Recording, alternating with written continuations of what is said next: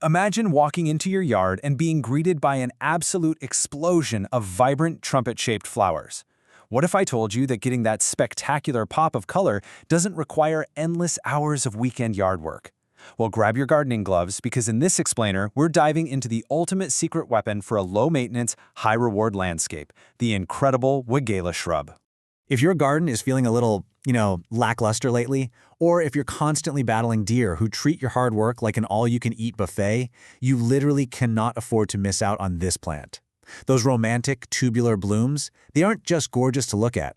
They are absolute magnets for hummingbirds and butterflies. It's like flipping a switch that instantly brings your garden to life with activity. So here's our roadmap for today. We're going to cover everything from a quick intro to Weigela and its optimal growing conditions, right through planting, propagation, crucial pruning rules, seasonal care, and finally, some really creative landscaping ideas. Let's get right into it. Kicking things off with the basics, let's look at the beauty and origins of this old-fashioned favorite. First things first, what exactly is this plant? It's pronounced Weigela, and it's a fantastic deciduous shrub belonging to the honeysuckle family. It originally hails from places like Japan, Korea, and northern China. But what makes it so incredibly desirable today is the sheer variety. I mean, we're talking foliage colors that range from creamy variegated whites and bright chartreuse all the way to these deep, dramatic purple blacks. And size-wise, you can find tiny 1-foot dwarfs perfect for your patio pots, or massive 10-foot hedges that give you total privacy. All right, moving on to creating the optimal growing conditions for your new shrub. Setting the stage for a spectacular spring show means understanding exactly what this plant craves. To truly thrive, Weigela needs well-draining soil, so clay, loam, or sand are all totally fine, with a pH somewhere between 5.5 and 7.5. It does incredibly well in USDA hardiness zones 4 through 8, but here's the absolute kicker, guys. While it can technically survive in partial shade, you absolutely need 6 or more hours of direct, full sun every single day to get those abundant blooms and rich foliage colors. Oh, and don't forget to keep the soil consistently moist when they're young and just getting established. Now that you've picked the perfect sunny spot, let's talk about actually getting it into the ground, planting and propagation. Planting this shrub is super straightforward. You're going to dig a hole that's about 1.5 to 2 times as wide as the pot it came in. When you place the plant in, make sure the root ball is perfectly level with the surrounding ground. Whatever you do, don't bury the stem. To give it a nice little boost, mix about 15 to 20% compost into your backfill soil. Then top it all off with a solid 2 to 3 inch layer of organic mulch to lock in that precious moisture. Just remember to pull the mulch a bit away from the actual woody stem so they can breathe. Now, what if you fall in love with your Weigela and want more of them without spending a dime? Well, propagating them is surprisingly easy. In the summer, just snip a softwood cutting about 10 centimeters long from a shoot that isn't flowering. Cut right below a leaf joint, strip off those lower leaves, and tuck it about 3 to 4 centimeters deep into some well-draining cuttings compost. Throw a clear plastic bag over the pot to create a little mini greenhouse, keep it in a warm spot out of direct sun, and boom, in a few weeks, you'll have roots. Okay, let's move to what I consider the absolute climax of this explainer, crucial pruning and maintenance. I need you to hear this golden rule and literally sear it into your memory. Are you ready? Weigela blooms on old wood. That means it sets its flower buds during the late summer on the branches it produced the previous year. So those beautiful flowers you see opening up this coming spring, those were actually formed last summer. Because of how it sets those buds, timing is absolutely everything. You have to prune your shrub immediately after that main spring bloom finishes, usually right around late May or early June.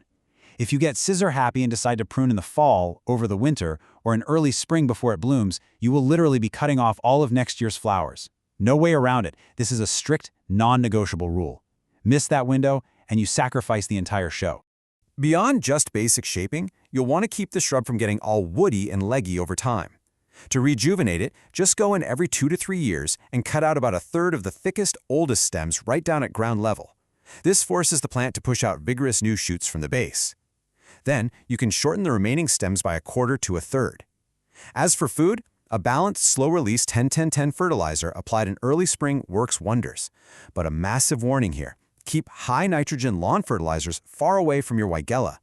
Nitrogen pushes out lots of leafy green growth, but it completely sacrifices those gorgeous flowers. Up next, let's look at seasonal care and how to troubleshoot common problems. What's really great is how effortlessly this plant transitions through the seasons. Your year is going to look beautifully simple. Spring is just a quick cleanup of any dead winter wood and applying that fertilizer. Summer is all about enjoying the spectacular blooms, maybe taking some cuttings, and giving the plant a deep soak if there's a dry spell. When autumn rolls around, just lay down a thick layer of mulch over the root zone. And winter, the absolute best thing you can do is leave the dormant plant entirely alone. Seriously, no pruning. Now, Weigela is notoriously tough. It's highly deer-resistant and almost never has pest issues. But if you do run into trouble, like yellowing leaves, which is called chlorosis, or sparse blooms, it almost always points back to environmental stress. We're talking a lack of sunlight, poor drainage, overly alkaline soil, or, pruning at the wrong time.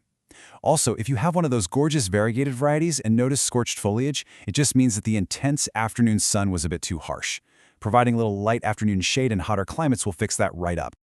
Finally, let's wrap up our journey by diving into some creative landscaping and design ideas. The absolute key to great design here is matching the variety to your space. If you're working with a smaller garden or you want a stunning accent for a patio container, dwarf varieties are going to be your best friend. Take My Monet, for example. It has this incredible creamy variegated foliage that blushes strawberry pink in the sun. Or Spilled Wine, which gives you fabulous deep purple foliage across multiple seasons but stays wonderfully compact at just 1 to 3 feet tall. They make absolutely perfect front-of-the-border facer plants.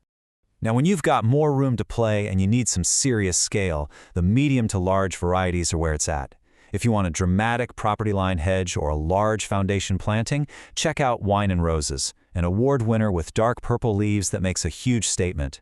There's also the Sonic Bloom series, which is a real game changer because it actually flowers on both old and new wood, giving you unbelievable repeat blooms from spring all the way to frost. And you can't go wrong with Red Prince and its massive arching branches loaded with striking lipstick red flowers. Before you grab your shovel and start digging up the yard, just a quick reminder. Please make sure to verify your specific local USDA zone. It's always a smart move to consult with a local garden professional to ensure these plants are the perfect fit for your yard's unique microclimate and soil conditions.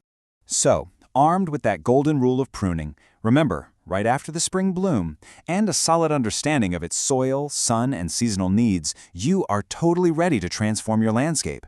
The only question left to ask yourself is this: which spectacular variety of Weigela are you going to plant first? Let us know, and thanks for joining this explainer.